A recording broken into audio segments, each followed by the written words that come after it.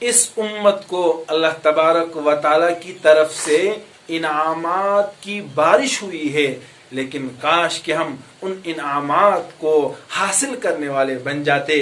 تو خاص کر یہ جو رمضان المبارک ہے، اس میں جو ہم روزے رکھتے ہیں تو 5 چیزیں اس امت کو عطا کی گئی ہے۔ لم تعطہن امت، کسی امت کو قبلہم، اس امت سے پہلے نہیں دی گئی ہے۔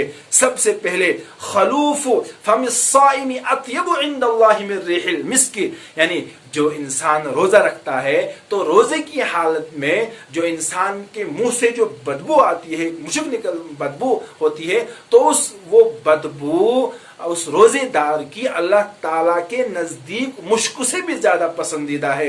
پہلا یہ انعام، اور دوسرا انعام اس امت کو یہ ملا، اس امت کے روزہ داروں کو یہ ملا کہ وَتَسْتَغْفِرُ لَهُمُ الْحِيتَانُ، کہ ان کے لیے، روزہ داروں کے لیے سمندر کی مچھلیاں بھی بخشش کی اور مغفرت کی دعائیں کرتی رہتی ہے۔ اور تیسرا انعام اس امت کو ملا کہ وَيُزَيِّنُ اللَّهُ عَزَّ وَجَلَّ كُلَّ يَوْمٍ جَنَّتَهُ، کہ ہر دن اللہ تبارک و تعالی اس روزے دار کے لیے اپنے جنت کو آراستہ کرتے ہیں، جنت کو سجاتے ہیں، اپنے جنت کا ڈیکوریشن کرتے ہیں۔ کس کے لیے؟ اس روزے دار کے لیے۔ یہ تیسرا انعام۔ اور چوتھا انعام اس امت کو، اس امت کے روزے دار کو یہ ملا کہ اس امت کے روزے دار کے لیے جہنم کے دروازے بند کر دیے جاتے ہیں، اور اس کے ساتھ ساتھ جنت کے دروازے کھول دیے جاتے ہیں، اور سرکش شیطانوں کو قید کیا جاتا ہے۔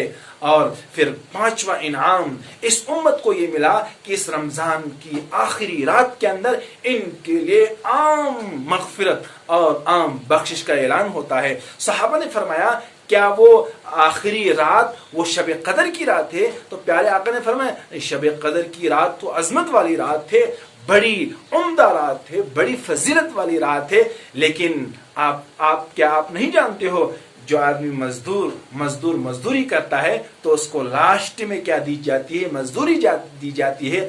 تو فرمایا آخری رات سے مراد جو رمضان کی آخری رات ہوتی ہے، اس رات کے اندر ان روزہ داروں کے لیے عام بخشش کی جاتی ہے، معافی کا اعلان کیا جاتا ہے۔ تو ہم بھی جب تمام روزوں کی آداب کی رعایت رکھتے ہوئے ہم روزے رکھیں گے تو انشاءاللہ یہ تمام انعامات ہمیں بھی ملیں گے، ان تمام انعامات کے مستحق ہم بھی بنیں گے۔ اللہ تبارک و تعالی سے دعا ہے